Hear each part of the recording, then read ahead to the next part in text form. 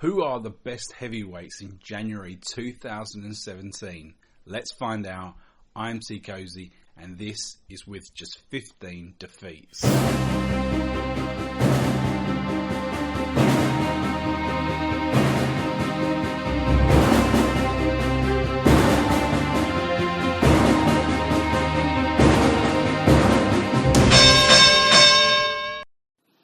This is Teekosey Boxing, and I'm back with another round of with just 15 defeats. This is part 2 of my heavyweight rankings for January 2017. So if you haven't watched part 1, I urge you to jump back to my channel, click the subscribe button if you haven't done so. Then dive into part 1, digest that. See what you think. If you've got any comments on that, remember to hit me up with some comments, because I've run down from 15 to 10. I've discussed the people who missed out and the people who I omitted, and I've given good reasons. So that might be something you're interested in when you jump forward to this top 9 section. So as I said in the previous video, 2 things. The first thing was that when I like to produce a ranking system, I like to do it based on current ability rather than historical information, the full CV, because sometimes what someone did, say, 5 or 6 years ago isn't relevant today. Like, just an example, Shannon Briggs winning the world title, whenever that was, over 10 years ago, has that got any relevance in 2017? Absolutely none. Okay, and it's the same with some of the other guys. Even if you go back 4 or 5 years ago, we know things can change very, very rapidly, and because of that, I like to produce my own assessment and produce a ranking based on what I believe to be the current ability. So I take into consideration a whole load of attributes, their ability, their defense, movement, knockout power, lots of other things. And I went into this in a bit more depth in part 1. You might want to go back and just go through the criteria. And this gives me a more rounded position of where I believe they are. And from that data, I then create my own ranking system. So that's that. And also, in the first video, I teased you that at the end of that video, I would be telling you the 3 boxers to watch out for in 2017. Now, because I've split this video into 2, we didn't get around to it. It's going to be at the end of this video. So, as I say, check out the whole of this video. Check out the 3 to watch at the end. Remember to leave me some comments on both the 3 to watch and my top 9, starting with number 9. The top 9. Now, the first one, my number 9, this is going to be the one that's going to be possibly the most controversial, okay? And that's Hughie Fury. Remember, I'm basing this on ability, not CV. If it's based on CV, yeah, he's falling possibly outside the top 30, even the top 40, okay? But he has something special. He has some serious talent. He might not have power. Definitely hasn't shown that he's got power, but he's got good movement. He can box very cleverly. He can tire people out. He has a little bit of everything. And the most crucial thing that he has over almost every other fighter in the division is that he's been sparring for 10 years with Tyson Fury, one of the most unpredictable, rogue fighters we've ever seen in this division. Okay, so his improvement in himself is kind of almost based off of Tyson Fury's improvement, and he will cause problems for a lot of guys. And I believe that in this year, this is a year where he can stand out and he have some interesting fights. Okay, obviously in 2016, the form book, he won 2 fights. Completely outboxing his opposition. Now, number 8. Now, again, I need to just say, we're talking about current ability. Current ability. Now, my number 8 is Wladimir Klitschko. And a lot of people say, whoa, surely Wladimir Klitschko has to be number 1 guy. He has to be up there.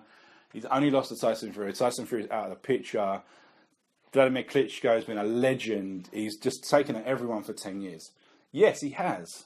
But we're talking about current ability. 2017 in January.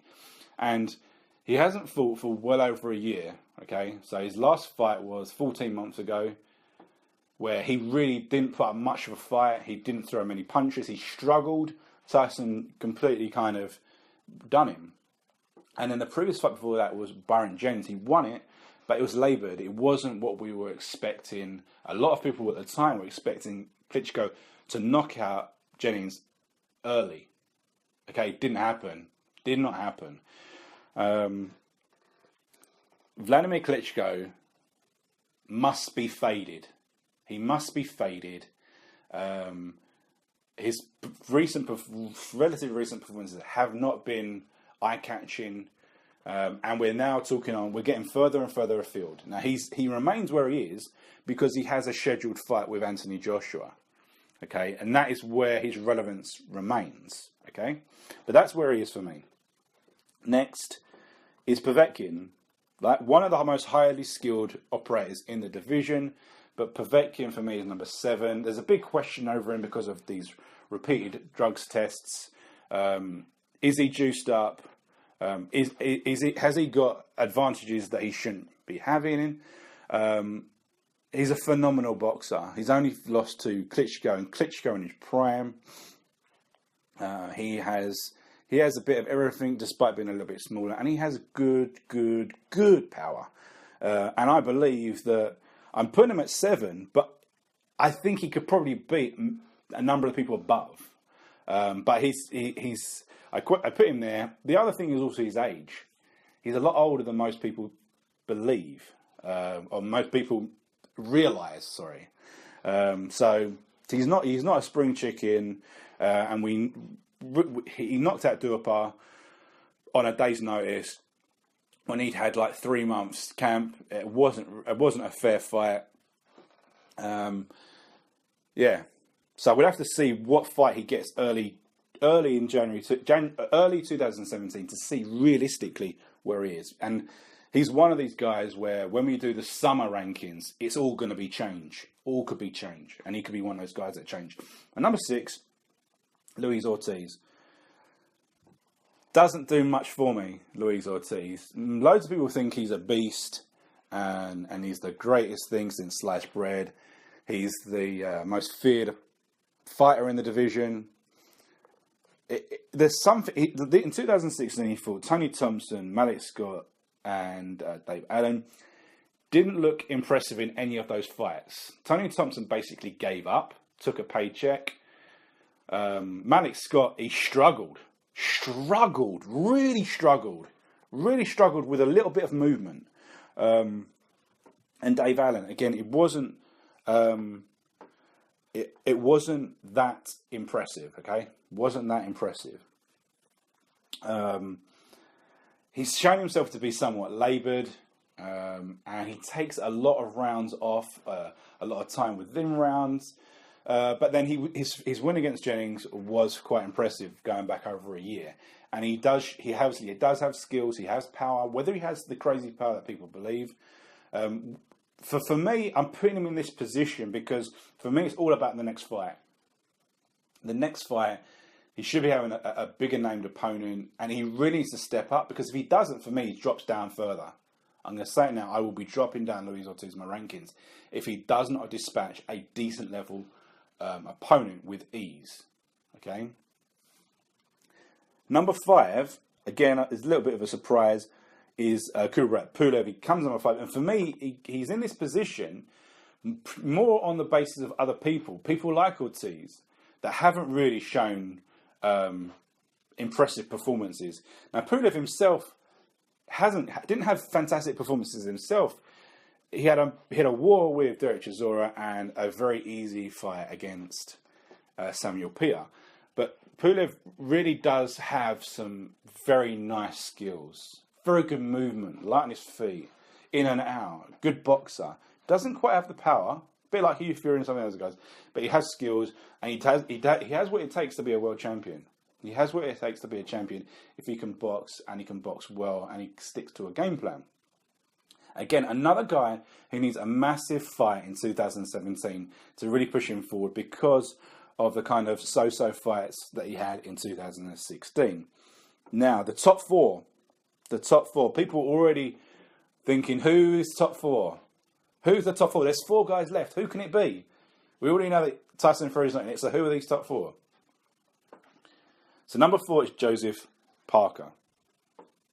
Joseph Parker, he won the WBO heavyweight title recently against Andy Ruiz Jr. Very close fight, very, very close fight. And for me, it was somewhat unimpressive because I thought that Parker would win with ease. Joseph Parker has fought 5 times in 2016, which was quite impressive. He won all of them, of course, remained unbeaten and walked towards this title shot, which he managed to win. Now he had the Ruiz fight and the Takam fight were close. They were tough fights. For him, and he got through them. And I believe that there's a lot more. There's a lot more from Joseph Parker. There were tough fights against top 20 guys. Top 15 guys. He didn't look that impressive. He didn't fight in both fights. Both of those fights that were tough, he didn't show the best of Joseph Parker. Now, maybe that's a sign. That's something that we need to look out for. Against lower opposition, that jab is boom, boom, boom, boom, boom, boom, boom. He's banging that triple jab, and he is just lighting up the faces of his oppositions. My biggest problem in the Andy Ruiz fight was that he was throwing that, but he wasn't landing. He wasn't in range. And I think this is the anomaly in the way that people scored it. He was not landing punches. Okay? But anyway, he's a phenomenal talent. He's picked up a strap. He's one of the belt holders. He's one of the legit belt holders. He's calling out big names, Wilder, Joshua. He wants these guys. Be interesting to see who he gets. Now, for me, I would put him in with a top 15 guy, not a top 5 guy just yet. He's had 5 fights in 2016. Give him a decent title defense to cement himself. Someone that's going to cause him some issues, some problems before going to the next level. Okay? So that's number 4. Now, number 3, again, people will definitely say this guy should not be in the top 3. But it's David Haye, the Haymaker. One of the most talented heavyweights of the modern era. Unified the cruiserweight division, came up to the heavyweight division. Has great movement, explosive power, explosive movement, good range of shots, KO power. Okay. Always been a fan of Haye since the first time I watched him. He's an entertaining guy, and he likes to run his mouth, which is what we all love to see. 2 fights in 2016 against one terrible opponent and one against a bang average opponent. So we didn't really learn much from David Haye, apart from the fact that he probably earned himself like 5-6 million quid. But because of the way I described David Haye initially, the abilities, the talent that he has, if he's still got it, he's as deadly as anyone in the division. And that's why he hits number 3, because I think he still has it. He's got a big fight against Tony Bellew, which he should dispatch Tony Bellew with ease. We move into who he then goes for next. And he has to go for a world champion. If he's still a credible boxer, he still wants to be in the division, he has to take on a world champion in 2017. It has to be one of the world champions, right? Number 2. Now, we know who's left. 1 and 2. But which way is it? Right. Number 2 is Anthony Joshua. He won the world title early. after the title was stripped from Fury, Charles Martin won it, and then he beat Charles Martin. He then defended it against Dominic Brazil, and then he defended it against Eric Molina. 3 relatively easy fights.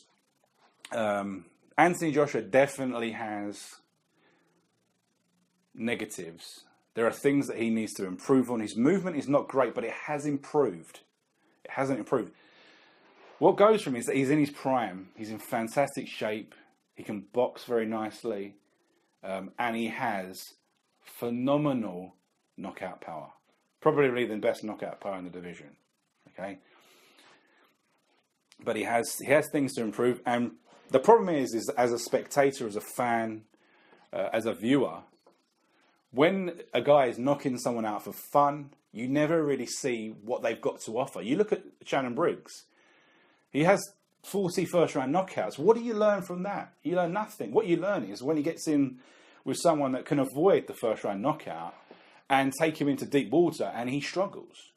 Now, will this be the case with Anthony Joshua? If he can get in there, if someone can take him to deep water for full 12, what will happen? That's the intriguing thing that we don't know about him yet. But despite that, there's a lot of good things going on. He's got a super fight against Klitschko. And if he beats Klitschko, we'll probably see him as number 1 in the summer. The number 1 guy in the division, regardless of what the other guys do. Because it just shows you he's beaten a legend. Even though the legend is a fallen legend, he beats him and he's there. And we'll have to see whether Tyson Fury comes back. All right? We then move on to number 1. We all know who number 1 is. Right now, it's Deontay Wilder. A disappointing year for Deontay in 2016. He had 2 fights against Spilka and Areola. Relatively easy. He won the majority of the rounds and they didn't go the full distance. He had serious injuries. Broke his hand again. I believe he's broken his hand numerous times over the years. And also had another muscular injury, I believe. It's disappointing. He was meant to have the Povetkin fight, which would have classified him up there as being one of the top guy for me if he'd beaten Povetkin. We didn't get to see that fight, which is a real shame. But it is what it is. Okay, he's got a fight early on in February against another guy that doesn't really make much difference to him. He doesn't learn anything. All that happens is that he gets money transferred into his bank account for participating in the fight. Doesn't really learn anything from his career, his ability. We're not going to really find much out, in my opinion. But for me, still the number 1 guy because of what he offers. He's big, but he's relatively light. He's got good movement. He's got power. He's got unorthodox style. Despite being an Olympian, because he never really had much of an amateur background, that style hasn't really embedded in. And a lot of people kind of criticize him for his skills and the shots that he puts together. But they're big and they're powerful and they stop people, they hurt people. He needs to move on. He needs a defining fight. And it will obviously, after he fights this first fight in February, what happens? We've got a lot of guys. There's a collision course for a lot of guys in the middle of 2017. It'd really be interesting to see what happens. So that's my ranking. So moving down from the top 9, we had Hughie Fury. Then we had Wladimir Klitschko with Povetkin, Luis Ortiz, Kubrat Pulev, Joseph Parker, David Haye, Anthony Joshua, Deontay Wilder. Now, as I said at the beginning of this video, 3 guys to look out for that could be making waves. I'm not saying they're going to win titles, but they're going to be making waves, and it's going to be big standout years for them. Okay, and those 3 guys are Hughie Fury,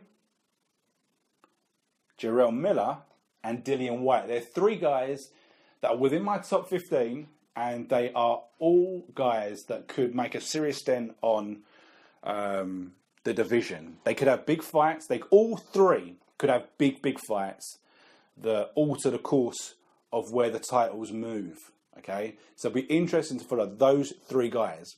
Now, tell me how you think those 3 guys are going to be this year, And is there anyone that was outside of the top 15 that should have made the top 15? Okay. Is my top 3 correct? What's your top 3? Who's your top 1? Okay. Is there anyone I've discarded that I should have considered? Okay. These are the questions that I want to see, that I want to hear from you. Okay. So thanks for staying with me for the full duration of this video. I really hope that you've enjoyed my top 15 heavyweights for the rankings for January 2017. I've been Teekosey. This has been With Just 15 Defeats.